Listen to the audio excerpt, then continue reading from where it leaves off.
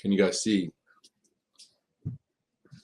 What's up? As you can see, a little congested, but all is good. All right, so here we are. It's 11:44. We kind of, every day there's a different type of mantra. There's a different type of narrative.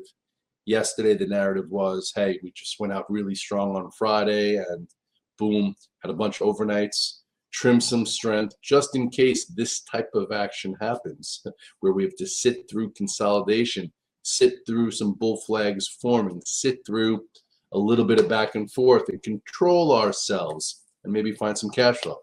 So this shouldn't really be that big of a surprise. But part of the whole thing is when it's happening, controlling yourself so you don't do too much. So anyway, I'm not going to get into everything, but the bottom line is, yeah, you had a big push up yesterday to 485. Here is yesterday's low. We kind of toyed with that for a second, came right back above it. All in all, pretty healthy action with the 8-day moving up, and there were some things to do. Not a whole lot of things to do, but yeah, like AMD go red to green. NVIDIA went red to basically green. SMCI red to green. Apple's just been Apple all day. Microsoft not doing a whole hell of a lot. Amazon went red to green. You just had to really cash flow around it and sit with what you're comfortable with. The Qs also kind of went a little bit below and came a little bit above, letting the 8-day catch up. Not so bad. And then the IWM was a really good call. Some of you guys, someone's like, Red Dog, great call. I made a lot of money short the IWM. Well, congratulations. This morning, I always put the language on the chart. IWM had a nice move from last week's defense of the 50-day. Now it's filling the gap up to 198.44, which is a better sell versus buy today. Where to get to? 198.59. Anyway, so I'm going to answer some questions. Not going to do like a mini recap. Those of you who are here, Brent Maurice, Bitcoin leading liquidity indicator telling us digestion needed. Okay. Well, I bought a little bit of the IBIT today, small. On that one, I think I could, since I missed from 49,000 Bitcoin down to 38,000, I could buy the dip. So I'm going to start to buy only dips here. There you go, Brian. Small tier, small wins. You don't have to do everything, but if the thought is to sell into that area of strength, some people who are not long will say, hey, maybe I could short into that area versus a level. So there's lots of different ways to use the language around what's happening. So let's get some questions for some of the the newer guys who are testing this out. So Palantir, by the way, it came in long just so you could see it, and I wound up getting stopped out. PSQH came in long, got stopped out. DWAC tried for a second, didn't work. Everything else, just so you follow the VTF. Amazon, I had overnight, I bought some weakness, I trimmed into some strength, and I'm back to what I had. Google, I bought some weakness, I didn't sell any of it up there.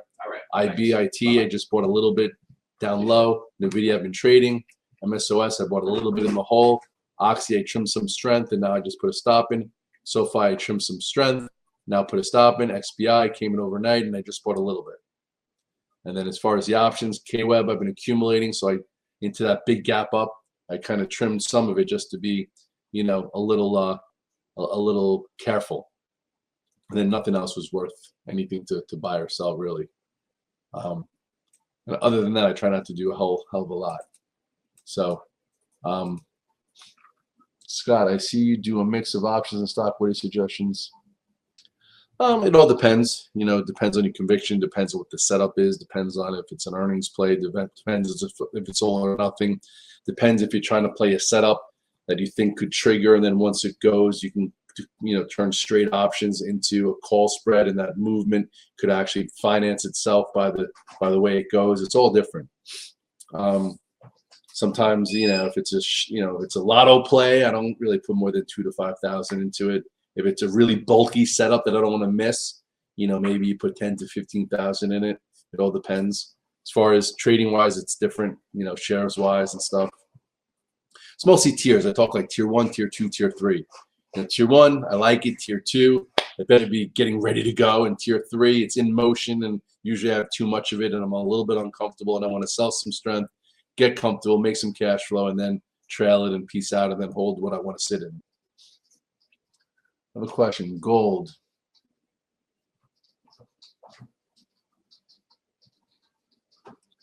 Yeah, gold is a weird animal. Gold, some people think it's driven on, the dollar, which a lot of it is. Some think it's whether countries are needed liquidity or not. Some think it's seasonal.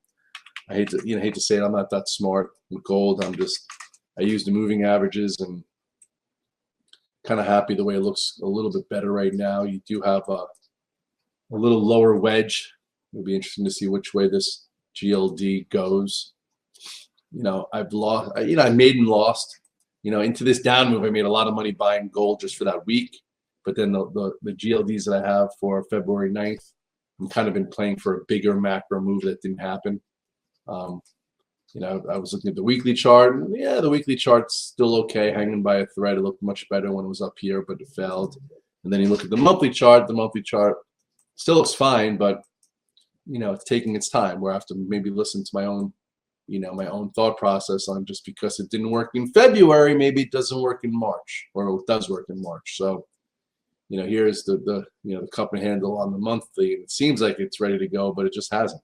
So you can either wait for it to trigger and go, or you could buy some options thinking, hey, it might happen overnight, or the way it does it. So, but I don't look at, I'm not that interested in gold or gold miners or gold futures. It's just really more like the price action. And then those people who are really, involved, let me know what's happening around it. I'm kind of simple when it comes to some of that stuff.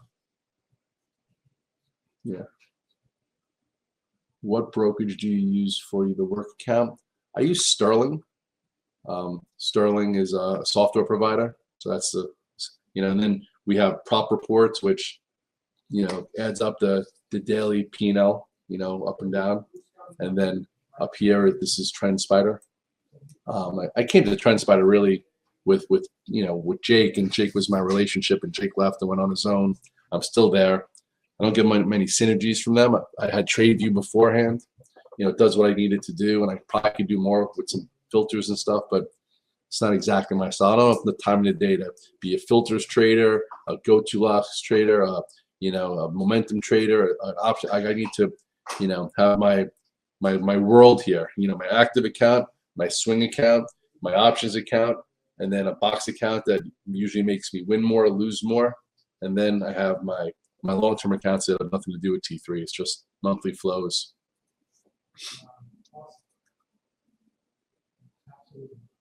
I do. I just follow it in the morning. Like, I wake up in the morning at 4:30. First thing I do is turn on the sauna and put the coffee up, and then I open my phone. I like to see what happened in Europe, just to see if they're following, what we're doing, or if all of a sudden, we close well and Europe's down a lot. I'm like, oh, it's probably going to be a headwind, or, if we close up nicely and they're up nicely, chances are they're in line. Recently, Asia has been a bit of a headwind, but we've been ignoring it. So by buying, some of the K-Web all the way down, I've been looking to see if China puts in like some kind of gap and go. So far, it hasn't. You could say today was a little bit of one, I guess. Let's go to the daily chart. But I don't trade overseas markets, but every now and then I want to know what everyone's doing. I want to know what the global trend is. Sometimes with monetary policy, sometimes with, all that stuff. So as of now, here is your first gap and go for this KWEB, and we'll see where it goes. As of right now, they didn't buy the strength, so we'll see if this leads to a better action. Mostly have been gaps to the downside. Just filled this one, so that's why I bought the last two tiers down, so I was able to sell some, but obviously it's nowhere where I need it to be. What was my setup? It wasn't a great setup. Look at that. That's why I drew the line. That could have been your setup. My setup was, on this day, and then to get above here. This was, hey, can we get a quickie above 50 and get to 53 to 54, because it was at 62 pre-market. Didn't happen. I got out and I lost money pretty fast, but I knew it would be a fast trade. And I was thinking, if this can get above 50, maybe, PSQH could get above, the high of yesterday versus an inside day. Didn't do it. I'm only a momentum trader of these things. I'm not a holder of these things, because when these things fail, they hurt you and they can put you out of business. my feel and VWAP was just, I looked at yesterday's chart and I said, this needs to hold for it to be any good. Now, question is, it probably needs a few days to stay above there. So if you waited for that, congratulations. You did better than I did in that stock, right? 40 to 42, where did it get down to? Look at that, 40 to 42. Scott, what happens to me in the morning before the market opens is that there are so many names that are moving. I don't know which. Well, I'd make like an A, B, and a C list. Which stocks have the best setup? What kind of market are we in? What's showing relative strength? What's clear near a breakout? What do I want to buy a dip in? And that's why I have a go-to list. If you look at the alerts section, I have literally, or if you look here, I have 30 to 40 charts that I go through. And that's my go-to list, and I rotate them based on how the setup looks. So if you go all the way, these are all the charts that I put up in the alert section. So I always start with the sectors, the SPYs, the Qs, the S&P, the IWMs, and then the XLE and the XBI, and then I go into the key stocks. Apple. Usually I put them in some kind of order. It all depends. Depending on the situation. But ultimately, it's the same moving forward, like Apple, Meta, Amazon, then Tesla, Microsoft, Netflix, and then I go into some of the semis. Sometimes I have ARM on there, AMD. Usually Micron. I got out of Micron yesterday, NVIDIA. Like Micron was a great setup here, and then now it's on the C list. Because it already went and had to move, and it paid me. So it moves from the A list, which was here, to the C list. It needs to rebuild. SMCI also was on just let it rebuild. AMD was on the what's called ARM is on the rebuild. This was when it was a focus, when you guys are pointing out the red dog reversal, and then boom, now it needs some time. So you want to kind of organize the setup that you're looking at, whether you're looking to buy a dip versus a level, whether you're looking to play a breakout, whether whatever it is, whether you're looking to short something because we're in a weaker tape. But you'll see that my list every day stays somewhat the same, except for Oxy hasn't been on there. Like I always rotate a few in and a few out based on the action. Like SoFi is on the list for now. Break 772, I'll be out of it, and chances are you're not going to hear me talking about SoFi again. It went from maybe to could it hang out and digest well to nothing. Same, so kind of same thing with Palantir. Like Palantir, was a great trade for us back here when I had a gap up, held it, continued, got out of it on this red dog reversal, and then I bought some here because that looked like a good setup. It looked like the small caps were going to get some attention, and then I sold some, bought some, and now it's filling the gap, and I don't need to be bothered with it. So it all depends on the setup you're looking for and the type of trade that it is to see what kind of trader you are. Some guys are just they're just news traders, or they're just volume traders. You want to see what traded the most amount of volume in the first half an hour and see where the action is, and they go with it. I sometimes go with those, but I add them to my list. The best trades I have are when it's something that I know, it's something that I'm waiting for, and I feel good enough and I'm ready to go because that's the most size I can take. And that was here with this NVIDIA, and it happened with just a few different charts, and right now we'll see if it can happen again. Maybe this is just like NVIDIA was at 553, where you had a bit of a high, an inside day, and then continued. So my best trades are in the name I'm very comfortable with and ready to watch. Like on Google on Friday, I knew it very well, and I was able to add to Google when it took out this one, this 145 a share, this 145.21. That was it.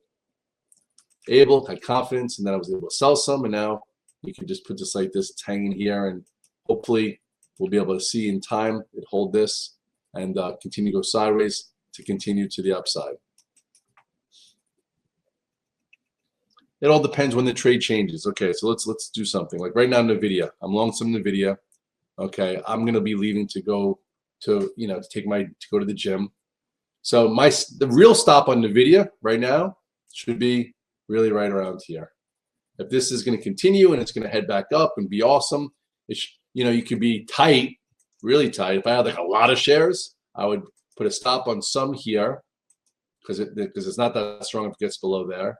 Right now, if it continues, it's very strong. But then really, if it got below this, then it could go back to lows, and it's not the way I would think about it on the day. So that's you know, the real. Some people will say, I don't want to lose $1. You can't do that with NVIDIA. This would be the real stop right around this, you know, 591.75.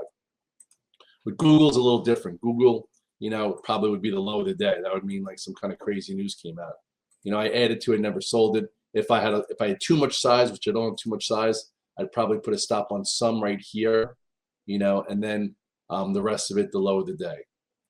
You know, Amazon, you know, we bought some, I sold some, so I'm kind of indifferent on Amazon. Amazon, I'll put my stop, the low of the day, because that just means it's too weak, you know.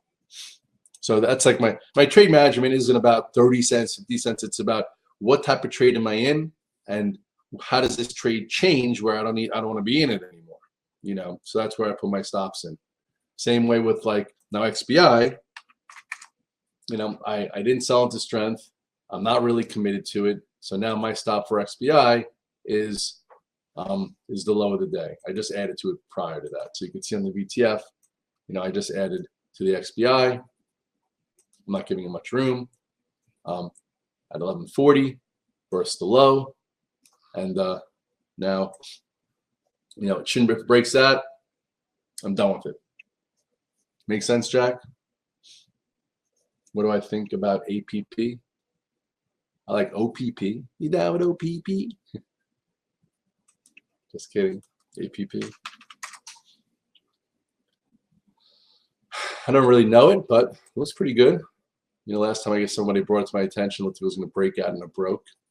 Now here you are, multiple months later. Big channel. I guess someone's accumulating a lot of this and likes it. Looks like it's ready to go. Looks good. I like that, Jack.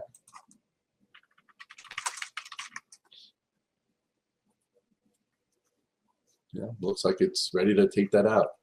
This would be the type of thing where I would say like, hey, you know, some like APP could be long verse this area, and then others are waiting for it to get above and stay above this area.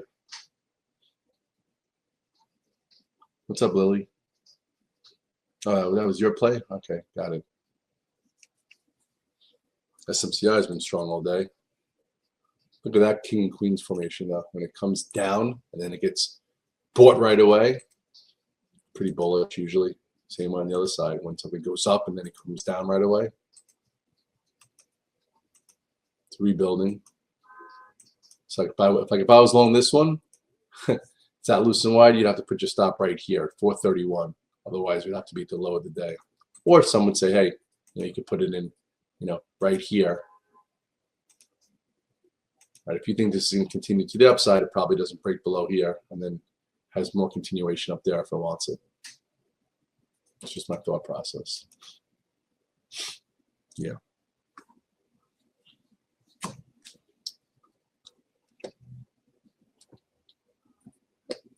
AMD's green again. Microsoft's only down 80 cents. Apple's holding all day. Yeah. All right. Any other questions?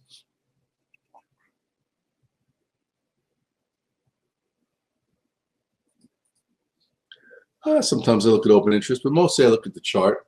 Like here, you know, this APP, you know, I would say, hey, if I was looking to, you know, play a breakout and I thought it was going to happen this week, it's Tuesday, I would maybe buy the 45s and sell the 47.50s, or I would just buy the 45s, wait for it to break out and then get to here and then sell the 47.50s or 49s. It all depends on the type of play. Like Netflix, you know, if you're looking to play options into earnings, you know, the level it's got to get above is 503. So maybe you would, you know, you'd buy the 505s because if it gets above here, maybe has a clean breakout of 25 points, buy the 505s and then sell the 525s.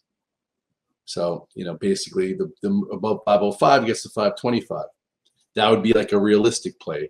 I would say a lotto play would be then buying like the 525s and selling the 550s. That would cost you a lot less, but then you need a 50-point move versus a 25-point move. You know, what do I think of save? I think you kind of missed it. You know, this was a broken name. It was a lotto type play, and it was a, you know, it is what it is. It was It didn't go bankrupt when people thought it would go bankrupt, so you had a broken bounce to here. Probably better sell than a buy. You know, so at this point, it's not, you know, just the shorts I thought it was going to zero got squeezed, and now it needs a lot more to go up. I'd be out of it, or I would just be in options. Thanks, Jim. So use the go, no go indicator. No, I don't know what that is.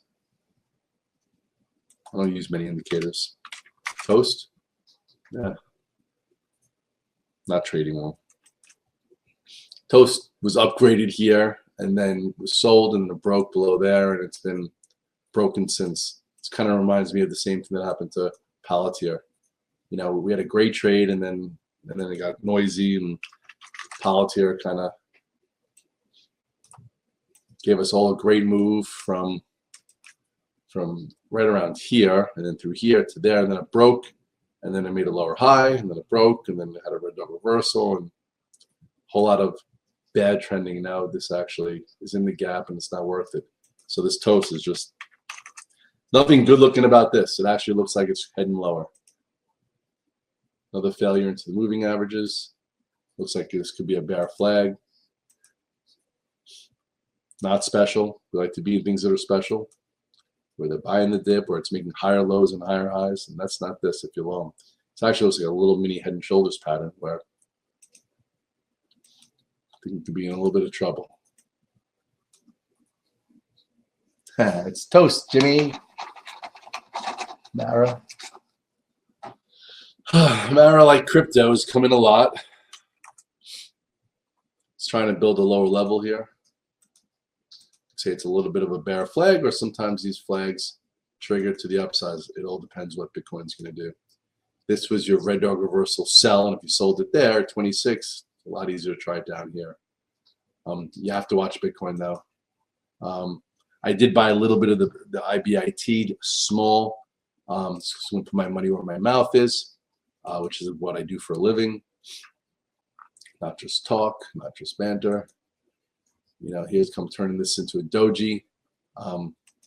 Kind of thought that this area would be compelling buy. I don't know if it gets there, so I bought a little bit. I didn't buy it up here. I didn't buy it there. I didn't buy it there. I didn't even buy it in here. Right here, I feel like I could accumulate for a trade, but we'll see. No, there's money to be made in coin in those guys, but it has to be perfect. You know, I made a lot of money in coin during this setup when it wasn't as focused on, when it wasn't as noisy. You know, we bought at 74 and I traded up to there.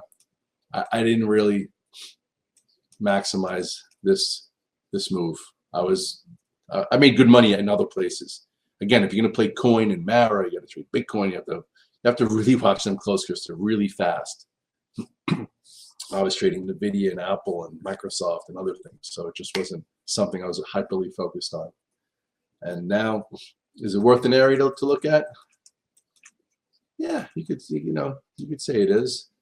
At a low, a higher low, Bitcoin's trying to bounce. Is it worth the time and effort? I guess so. The thing to know here was that when it hit on January 11th, 161, I'll just put Beto up. You know, this was making a red dog reversal high here, while coin was making a lower high, which was your negative divergence to get the hell out of the way.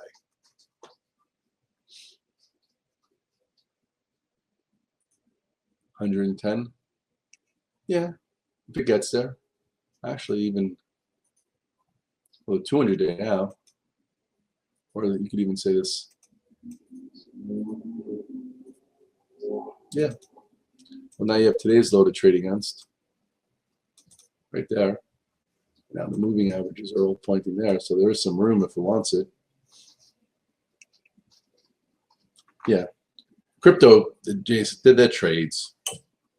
You know, there's been 30 of them. Kind of like altcoins. You know, there's been 30 of these crypto adjacent trades, and now there's 3. And then there's one-day wonders.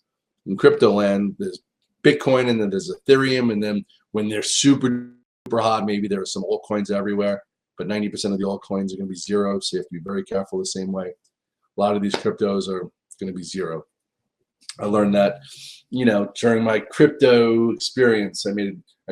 I turned 20,000 into like 170, and then I kind of exited when it drew it down to about 85, which was still good in a year. But I didn't realize you could self-strengthen some of these altcoins from 8 cents to 90 cents to $1.50 and wait to buy them at 50 cents again, and then they go down to 6 cents or 5 cents. So I'm like, okay, don't have that much brain power to be looking at all these things. That happened. Like crypto.com, I sold these things perfectly. I was up with 25% of 5 different altcoins that wound up drawing down 90% from their highs. So anyway, I have enough to do. It does, and at times there's a lot of froth, but just like the froth in anything, things sometimes don't end well. So you want to make sure you're not on the don't end well bandwagon. I like things to end well for everyone in my community, including me. And hopefully we're on that path forward to end well, which is why I hit singles and doubles, take trades, and have a system. I'm not trying to buy a stock. Same way I don't take stock into earnings, or I don't take, but like, think about the binary event of save, okay? It was either a great trade or a zero. I am not giving you guys great trades or zeros. I'm giving you trends that work that can be massaged with the tier system to net money and move higher and sleep. That's my job. You want other things, then go other places to do other things. Been doing this since 1997, and I'm hoping I'm 51. I got another 9 to 15 years left. Chase is a freshman in high school, so I still have at least 4 years in Short Hills. If not, he'll be in school, and it's another 3 or 4. So if you want, continuation and consistency, and maybe a little bit of fun through happy hour, and some fitness and some lifestyle, this is where I'll be sitting. Versus this, that, this. You know how many cycles I've been through and that I've seen? In the year 2000, when I was at Broadway trading, there were probably 300 traders that were trading in their shorts and flip-flops, reading the most active section of the New York Post. When the tech bubble burst and we hit 2001, there was 30 of us. Then we rebuilt, and then we ramped it up through 2007, 2008. Really strong business, strong, awesome. Financial bubble, crisis, da-da-da. That time we didn't lose as much. We lost literally, from whatever we had. We didn't lose. We actually had our best year because we learned through the 2007, 2008. We learned from, the NASDAQ bubble bursting. And just try and buy a stock that fell 100 points and play a $6 bounce, and then let it fall another 40 points and play a $6 bounce. Actually was shorting things and making money. And anyway, so during the pandemic, when you had that huge move, if you look on YouTube, I did a bunch of videos, when I had the Red Pup and all these people, and everyone was trading, and Davey Day trading, all those guys were going nuts. Everyone's an idiot. I'm the best. P.S. 2021 hit, and ARK, did this, and then did that, and then did that. Everybody blew up and left the business, and guess who stayed here? Red Dog and most of T3, everyone who does it for a living. That's what we do. We try and do this for a living so you can do it for a living. And if you do something else, you could add some cash flow and kind of know what's, where the moves are happening, what sectors are in place, so you could add some cash flow to your existing, job. And that's really it. It's 12:15. I got to go. I got to save my voice a little bit. All right, guys. Thanks for trying again today. I will be back, but again, I'm not going to be here for the close, so I'm going to probably do an early recap. I got some things I got to take care of, and then if I don't see you in the afternoon, I will be back at the desk 6:15 in the morning, getting ready to go. You'll see some things flash if I get stopped out. You'll see some things happen if I hit some limits, and ultimately, I kind of have what I want from now to the end of the day, and we'll see, what kind of move we have the last, hour or so. Do we hold the morning lows or not? Do some stocks start to act better or not? A lot of inside days around as we played with yesterday's lows in some of the indices. Later, guys. Thanks.